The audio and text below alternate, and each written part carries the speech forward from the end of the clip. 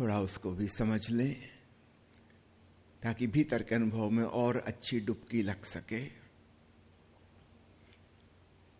बाहर का प्रकाश हमेशा किसी स्रोत से उत्पन्न होता है,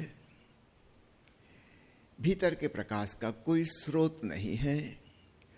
वो हमारे चैतन्य का, कॉन्शसनेस का एक गुण है, स्वभाव है, वो बस है। बाहर की रोशनी हमेशा किसी चीज से आती है, भीतर की रोशनी कहीं से नहीं आ रही। बाहर की प्रकाश की किरणें तीव्र गति से चलती हैं, दूर जा रही हैं। भीतर के प्रकाश न कहीं से आता और न ही कहीं जाता। बाहर के प्रकाश की गति अत्यंत तीव्र है, करीब करीब 3 लाख किलोमीटर प्रति सेकंड, और भीतर का प्रकाश बिल्कुल गतिहीन है, पूर्ण स्थिर। इसलिए उसको देखते देखते हम भी स्थिर और स्थित प्रज्ञ हो जाते हैं।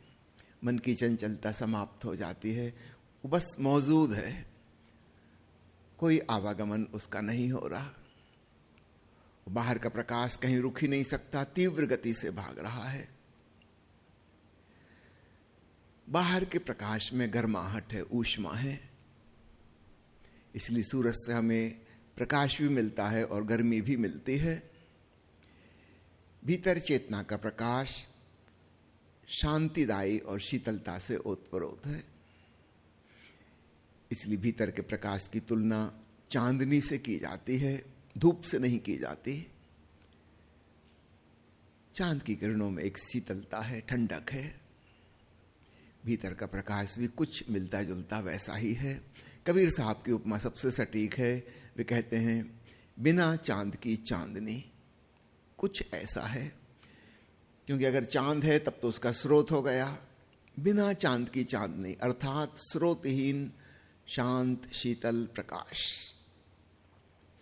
बाहर के प्रकाश उत्तेजना, एक्साइटमेंट पैदा करता है, हमारी आंखों में तिलमिलाहट पैदा करता है।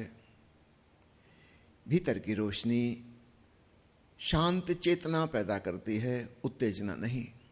उसमें कोई एक्साइटमेंट नहीं है, कोई चकाचौंध नहीं है। उसे देखते देखते हम समाधिस्थ हो जाते हैं, सुसुप्ति जैसी अवस्था में पहुंच जाते हैं जिसमें कि जागृति बनी रहती है। सरल शब्दों में कह लें, जागे जागे सो जाते हैं। शायद आपको पता हो, हमारे मस्तिष्क में जो पिनियल ग्लैंड है, जिसको आज्ञा चक्र के समकक्ष कहा जाता है, उसी पोजीशन में जहां तिलक टीका लगाया जाता है,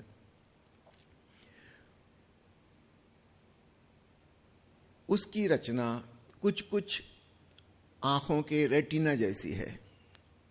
हिस्टोलॉजिकली अगर देखें तो रेटिना में जिस प्रकार के सेल्स हैं, उससे मिलते जुलते सेल्स पिनियल ग्लैंड में भी हैं। यह संयोग की बात ही नहीं कि हमारे देश के ऋषियों ने उसको तृतीय नेत्र, शिव नेत्र इत्यादि नाम दिए। अभी भी कुछ पंछी ऐसे हैं जिनका तीसरा नेत्र होता है, और कुछ पंछी ऐसे हैं कि जिनका तीसरा नेत्र तो समाप्त हो गया, लेकिन उनके पूर्वजों में कभी था, उसके निशान बाकी हैं। हमारे भीतर जब आंखों पे कोई रोशनी पड़ती है तो भीतर पिनियल ग्लैंड को भी पता लग जाता है, और वहां से नींद और जागरण नियंत्रित होते हैं। जब रात हो जाती है, अंधेरा हो जाता है, तो पिनियल ग्लैंड को पता लग जाता है कि अंधेरा हो गया, और वो एक विशेष प्रकार का हार्मोन छोड़ती है, मेलाटोनिन, जिससे हमें नींद आने लगती है। जैसे ही भोर होती है, बंद पलकों पर भी रोशनी पड़ने लगी। हमारी पलकें सेमी ट्रांसपेरेंट हैं, थोड़ी थोड़ी रोशनी भीतर जाती है, उतनी पर्याप्त है। पिनियल ग्लैंड तक खबर पहुंच जाती है कि जागने का वक्त हो गया। वो मेलाटोनिन हार्मोन बनाना बंद कर देती है, और हमारी नींद खुल जाती है थोड़ी देर में। तो सारे पशु पंछियों की नींद, मनुष्यों की नींद रोशनी से प्रभावित होती है।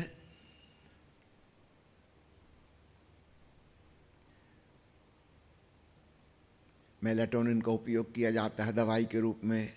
जो लोग लंबी डिस्टेंस यात्रा करते हैं, समझो यहाँ से गए इंग्लैंड या अमेरिका या ऑस्ट्रेलिया, तो वो दूसरा टाइम जोन है। वो शरीर की जो रिदम थी 24 घंटे में सोने की, वो वहाँ पर अस्त व्यस्त हो जाती है।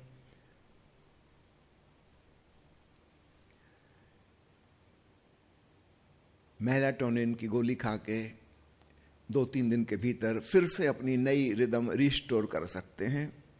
अब उस देश में वहाँ सूरज उगने डूबने के हिसाब से फिर से हमारे ब्रेन को कंडीशनड करना पड़ेगा, नहीं तो कई दिनों तक नींद डिस्टर्ब रहेगी।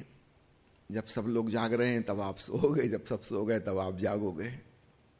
एडजस्ट करना मुश्किल होता है। मेलाटोनिन गोली खा के वो जल्दी ही री-एडजस्ट हो जाते हैं। ये आपको इसलिए समझा रहा हूं तो आपको ख्याल आए, जब हम भीतर सूक्ष्म शीतलदायी रोशनी देख रहे हैं तब हम सो नहीं सकेंगे। ऊपर ऊपर से हमने शरीर को बिल्कुल विश्राम पूर्ण छोड़ दिया, टोटली रिलैक्स हो गए, जैसे कि गहरी नींद में होते हैं, ड्रीमलेस स्लीप। लेकिन भीतर भीतर चूंकि हम प्रकाश देख रहे हैं, इसलिए हमारा मस्तिष्क वैसा इंतजाम करेगा कि हम जागृत रहें, सो ना जाएं। इसलिए समाधि को हम कह सकते हैं जागे हुए सोना। भगवान कृष्ण गीता में कहते हैं कि जब सारी दुनिया सोती है तब भी योगी जागा रहता है। वे सूक्ष्म जागरण की बात कर रहे हैं जो भीतर घटित होता है। समाधि की अवस्था का वर्णन है वह। ऊपर ऊपर से लगेगा बिल्कुल बेहोश हो गए, सो गए, लेकिन भीतर भीतर जागरण है। यह जागरण ऑब्जेक्टिव अवेयरनेस नहीं है। इंद्रियां तो सो गई, हमें बाहर की किसी चीज का पता नहीं चल रहा, लेकिन भीतर स्वयं के होने के प्रति होश है, एक सब्जेक्टिव अवेयरनेस। यही ध्यान की गहराई है। बाहर का प्रकाश शुरू होता है और समाप्त भी होता है। जिस स्रोत से प्रकाश निकल रहा है, धीरे धीरे उसकी ऊर्जा कम होती जाती है। हमने रात को एक दीपक जलाया, उसमें थोड़ा सा तेल था, सुबह होते होते तक तेल समाप्त हो गया और दीपक बुझ जाएगा। जो ईंधन था वो खत्म हो गया। ठीक ऐसे ही बड़े बड़े तारे हैं, पर याद रखिए बहुत लंबे समय वे रोशनी देते रहेंगे, फिर भी उनकी सीमा है। वैज्ञानिकों ने हिसाब लगाया कि हमारा सूरज पिछले 10 अरब सालों से रोशनी दे रहा है।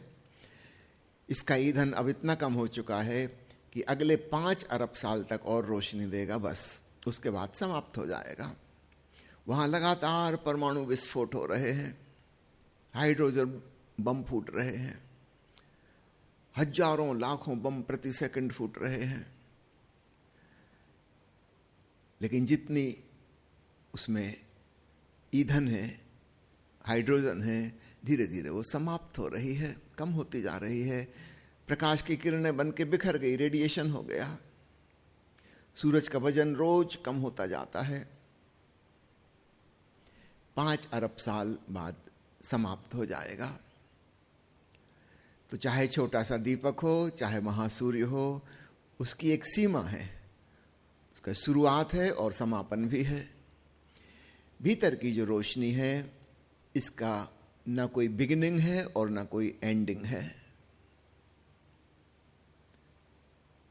ना कहीं से आरंभ होती ना कहीं समाप्त होती। अनादि और अनंत जिसे कहें।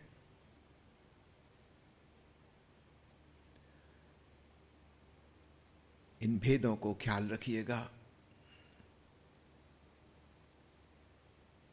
एक और महत्वपूर्ण बात शायद आपको पता हो, हाई स्कूल में आपने पढ़ा होगा कि प्रकाश जिसकी वजह से हमें सब चीजें नजर आती हैं, दिखाई देती हैं, वह स्वयं एक अदृश्य वस्तु है। प्रकाश कभी दिखाई नहीं देता, हमें केवल प्रकाशित चीजें दिखती हैं। सूरज दिखाई दे रहा है, रात में सूरज की रोशनी में चमकता हुआ चांद दिखाई देता है,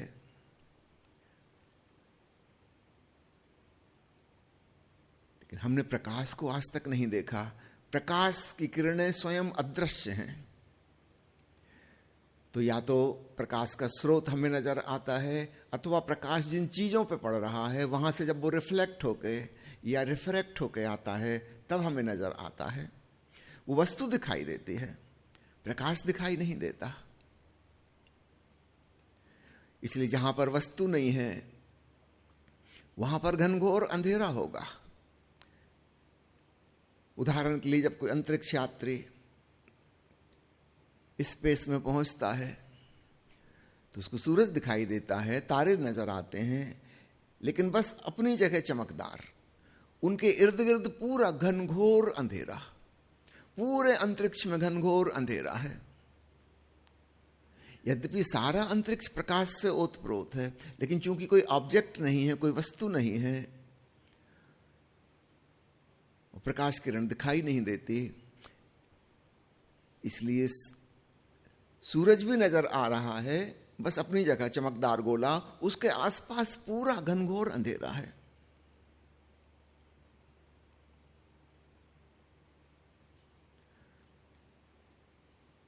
यह हमें अनुमान लगाना जरा मुश्किल पड़ता है।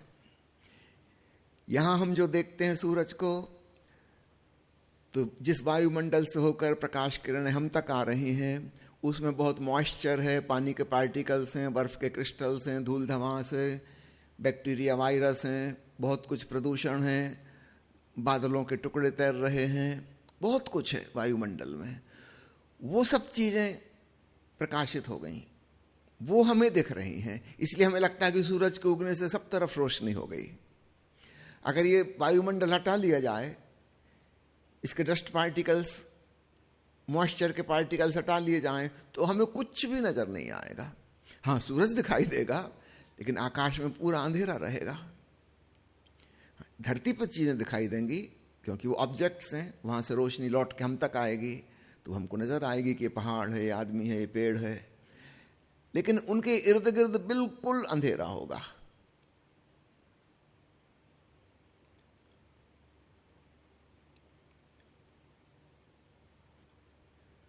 यह बहुत महत्वपूर्ण बात है कि सामान्यतः आज तक किसी ने प्रकाश को नहीं देखा है, केवल प्रकाशित वस्तुओं को देखा है।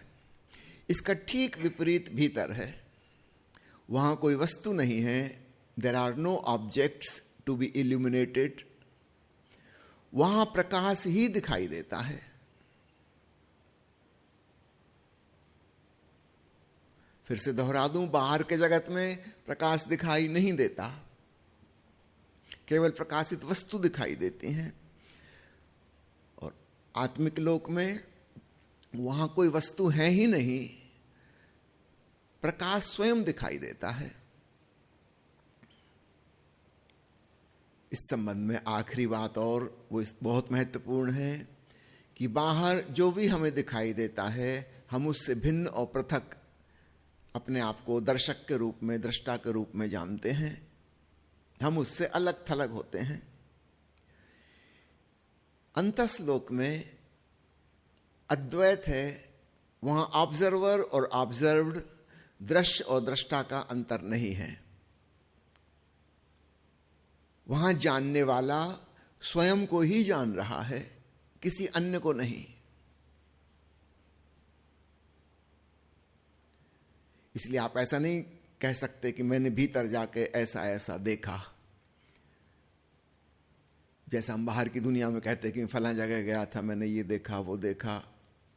बाहर की दुनिया में बिल्कुल ठीक, भीतर ऐसा नहीं है। वहां जो देखने वाला है वही दिखाई पड़ रहा है। The observer is observed.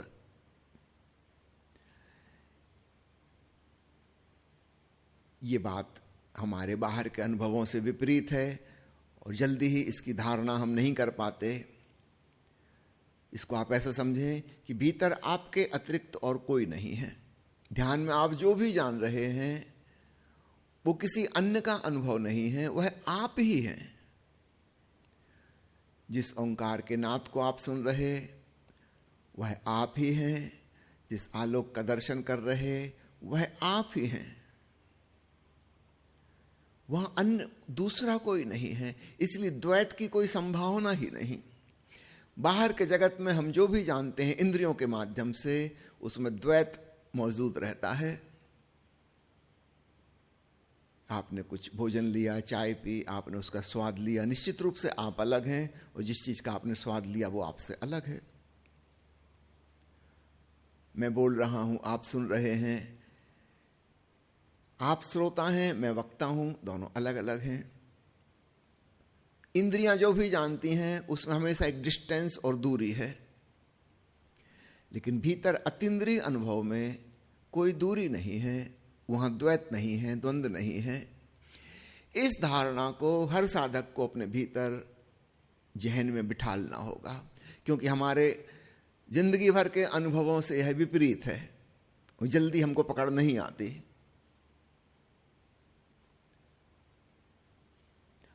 और अगर यह धारणा हमारे भीतर नहीं बैठी तो हम भीतर भी डूब नहीं पाएंगे। हम ऐसे सुनते रहेंगे, ऐसे देखते रहेंगे जैसे किसी और को जान रहे हैं। वो दूरी वहां हम बरकरार रखेंगे, क्योंकि हम हिप्नोटाइज्ड हैं, हम सम्मोहित हैं इस तरह से देखने के, इस तरह से सुनने के। निश्चित रूप से हमारी जिंदगी भर का अनुभव, वो ज्ञानी तो कहते हैं जन्मों जन्मों का अनुभव इसी प्रकार का है कि हम जो भी जानते हैं हम उससे जुदा हैं, हम उससे भिन्न हैं। दृश्य और दृष्टा अलग अलग हैं। कि जब हम भीतर जाते हैं तो वहां केवल स्वयं का होना है, तो वहां फिर दो नहीं हो सकते। हम स्वयं ही स्वयं को जान रहे हैं। एक आत्मीयता यह घटित होनी चाहिए, और इसे घटित होने के लिए एक गहन प्रेम की भावना हो। सामान्यतः ध्यान में हम दृष्टा भाव, साक्षी भाव को साधते हैं, बिल्कुल ठीक, वो हमें यहां तक ले आया। अब यहां पर दृष्टा भाव और साक्षी भाव को भी ड्रॉप कर देना है, उसको जारी नहीं रखना है आगे। अब यहां गहन प्रेम, अनन्यता का भाव, भक्ति भाव, घुल जाना है, मिल जाना है, एक हो जाना है। याद रखिएगा, दृष्टा भाव तोड़ने वाला तत्व है, डिसआइडेंटिफिकेशन होता है, और प्रेम जोड़ने वाला तत्व है। बहुत से साधकों की मुश्किल ये होती है कि लंबे समय तक दृष्टा भाव साधने की वजह से उनकी आदत पड़ जाती है, और फिर उसको वो ड्रॉप नहीं कर पाते, और इसलिए अंतिम क्षणों में जाके मुश्किल खड़ी हो जाती है। जहां पे दृष्टा भाव की कोई जरूरत नहीं थी, वहां भी वो दृष्टा बने रहते हैं। तो बिल्कुल मंजिल के निकट पहुंच गए, लेकिन फिर भी मंजिल से चूक जाते हैं। कबीर साहब ने इसी बात को बड़े व्यंग्यात्मक ढंग से कहा है कि जिन खोजा तिन पाइयां गहरे पानी पैठ, मैं बौरी डूबन डरी रही किनारे बैठ। जैसे कोई नमक का पुतला सागर की खोज में निकला, जंगलों से भटकते भटकते किसी प्रकार सागर किनारे पहुंचा। किसी ने कहा कि यही है सागर, तुम्हारा मूल उद्गम और तुम्हारा अंतिम गंतव्य, यहीं से तुम जन्मे हो और इसी में तुम्हें एक हो जाना है, मिल जाना है, यह परम लक्ष्य है। पुतला बहुत प्रसन्न हुआ और वो सागर के किनारे बैठ गया, लेकिन कुछ रूपांतरण तो घटित नहीं हो रहा। जैसा वो पुतला था पहले वैसे ही अभी है। तो कबीर ने मजाक उड़ाई है, मैं बौरी डूबन डरी रही किनारे बैठ। ये दृष्टा भाव तटस्थ भाव है, किनारे बैठ जाने का भाव है। नहीं, अब दूसरी बात चाहिए, जिन खोजा तिन पाइयां गहरे पानी बैठ। अब तो नमक का पुतला सागर में छलांग लगा ले। जैसे जैसे गहरा जाने लगे, पिघलने लगे, घुलने लगे, और एक समय आए कि नमक का पुतला बचा ही नहीं। अब उसने सागर को जाना एक दूसरे ढंग से। सागर होकर जाना। जब किनारे बैठ के जान रहा था तब नमक के पुतले की तरह जान रहा था। उस जानने में द्वैत की भावना थी। अब जब वो घुल गया, पिघल गया, स्वयं ही सागर हो गया, अब उसने दूसरे ढंग से जाना। यह बड़े प्रेम का जानना है, यह अनन्यता का जानना है। भक्त भगवान में लीन हो गया और स्वयं भगवान हो गया, कोई अलग थलग नहीं बचा। तो सागर होकर सागर को जानना एक बात है और सागर के किनारे बैठ के सागर को जानना दूसरी बात है। तो ध्यान हमें जंगल के भटकावों से डिसआइडेंटिफाई कराते हुए धीरे धीरे धीरे सागर तक ले आता है।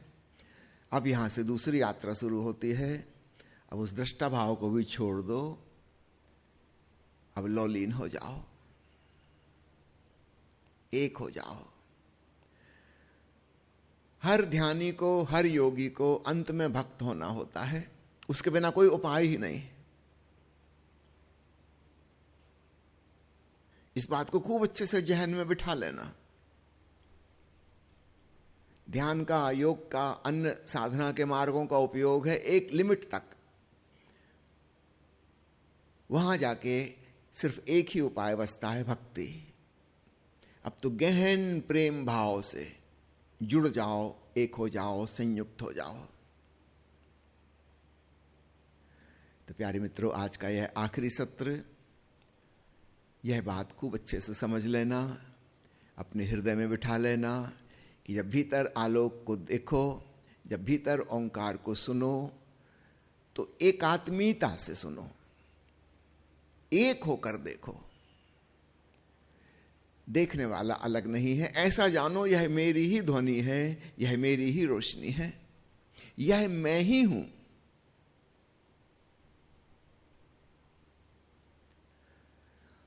अहम ब्रह्मास्मि, जिसे मैंने पहले ब्रह्म का नाद, ब्रह्म का प्रकाश कहकर समझा, अब समय आ गया कि वह कोई अलग थलग नहीं, वह मैं ही हूं।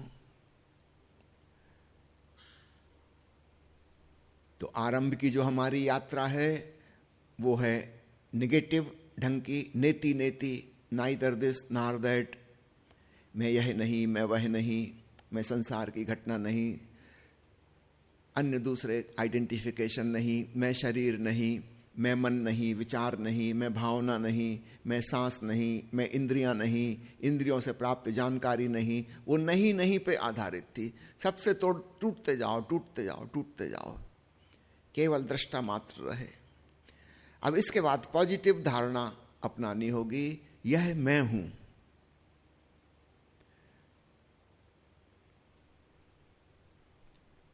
तो बिल्कुल विपरीत है यह बात। पहले डिसआइडेंटिफाई होना था, टूटना था, हटना था, अपने पर खिसकना था, प्रतिक्रमण करना था। और अब जब अपने पे आ गए, अब इस बात का एहसास कि यस दिस इज मी, यह मैं हूं। जल्दी आइडेंटिफिकेशन नहीं बनेगा, उतना ही कठिन है जितना डिसआइडेंटिफिकेशन कठिन था, यह भी उतना ही कठिन है। लेकिन अगर हम समझदारी से चलें, एक बात स्मरण रखते हुए कि जब मैं भीतर जो भी जान रहा हूं वह मेरे अतिरिक्त तो कुछ हो ही नहीं सकता, क्योंकि भीतर का मतलब ही यही है कि बाहर की कोई चीज नहीं आती वहां। तो जो भी मैं जान रहा हूं वह मैं ही हूं, वह जीवन ऊर्जा, वह निराकार चैतन्य, वह ओंकार, वह आलोक अथवा अन्य कोई आंतरिक अनुभव, वह मैं ही हूं। इस धारणा में डुबकी मारना है, तब अद्वैत फलित होता है, नमक का पुतला सागर स्वरूप हो जाता है।